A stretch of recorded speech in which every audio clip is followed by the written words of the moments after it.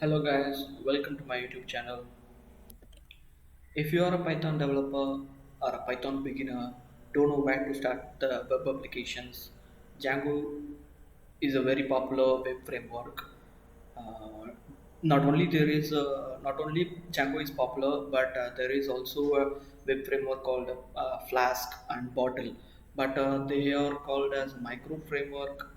Both Bottle and Flask is a micro framework, and it is also popular. But more than that, Django is a web framework which is organized and maintained very fast and very less deadlines. I will put the links of these three GitHub repositories in the description. You can go ahead and check out why it is so popular and why it is how it is maintained.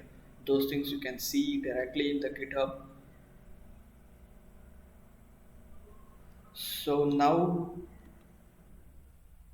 So now we'll come back to Django, why it is so popular. Django, you can see here, Django makes it easier to build better web apps more quickly and with less code.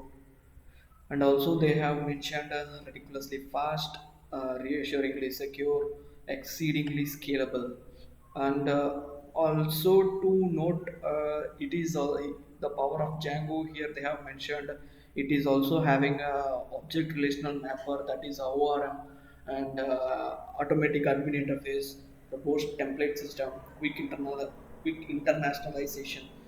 Here internationalization means you can have a single code base and you can translate the code messages, something like welcome in French, German, kind of those things you can do with English. You can write the code in English, and while in the web page it will be translated according to the location, or where you have mentioned the localization translator it is needed.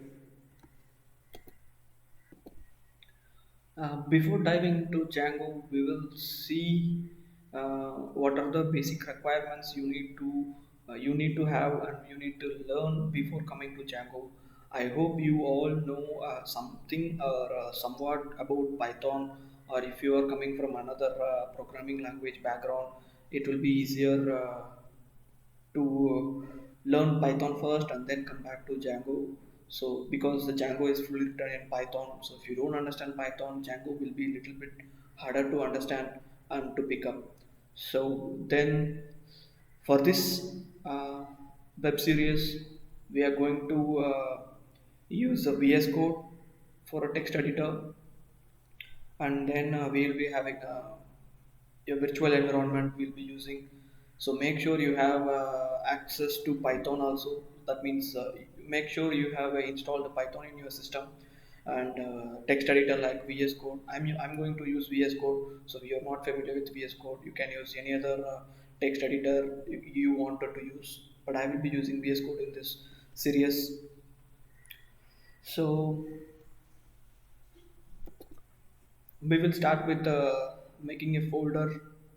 So actually I have already created a folder like a Django basic series. This is going to be a series which is of only to cover basics. So we will cover intermediate and advanced things after this series. So I'm going to start with creating a virtual environment first. So I already have installed Python in my system. You can see it's a 3.9.1.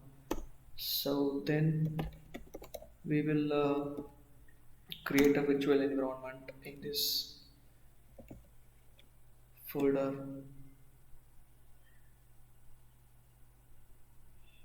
So you can see it is creating a folder here, and you have the scripts on activate.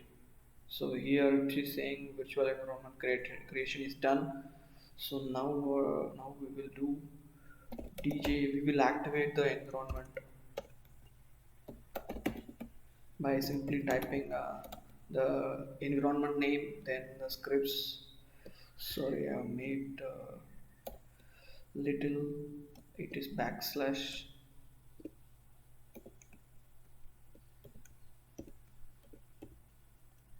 scripts and activate. It should activate the environment which you created. Make sure you give the same name which you have it here. It is activated. Now install Django. So we'll go to Django documentation to see how to install. Installation guide.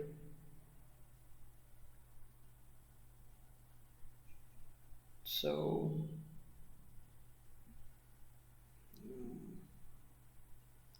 okay, install Python. Hmm, I will see in documentation how to install.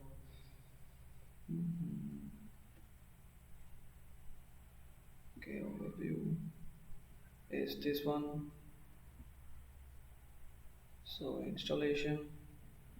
Okay, we are getting the same ping.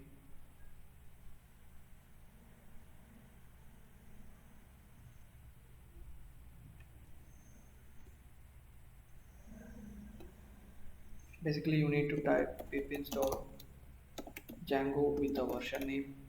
So if you have any specific version name, you can type or leave it blank. It will take the latest one. So pip install Django I have done. So I hope it will give Django installed without any errors. So currently it is installing 3.1.5. So I will come back when it is done. Django installation is done, so you can see it is Django is installed with the dependency like ASGI reference and SQL parts and PyTZ. PyTZ is nothing but a time zone where it is coming along with the Django for a time zone related. I already told that it comes with internationalization support, so that's why it is dependency having a TZ. This SQL parse is Django is inbuiltly supporting a SQLite database where you don't want to configure any external database to use before starting before going to a production. So in development stage you can use SQLite itself. So ASGI reference is like a asynchronous gateway interface which we'll speak later in the series. So Django is installed, and here they have given how to check whether the Django is installed correctly. So we will check that one. So before going to import that, you need to go to Python shell.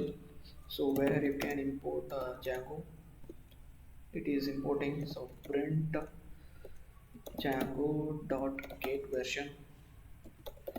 This way you can see what version it is installed. You can see 3.1 is given there, 3.1.5 we have. So you may have another version of Django installed at the time where when you see the video. That's it for the video, guys. Please subscribe and like the video if you really like the content of the video. Please subscribe and press the notification icon so to make sure you will get a notification whenever I upload a video for this series. Thank you.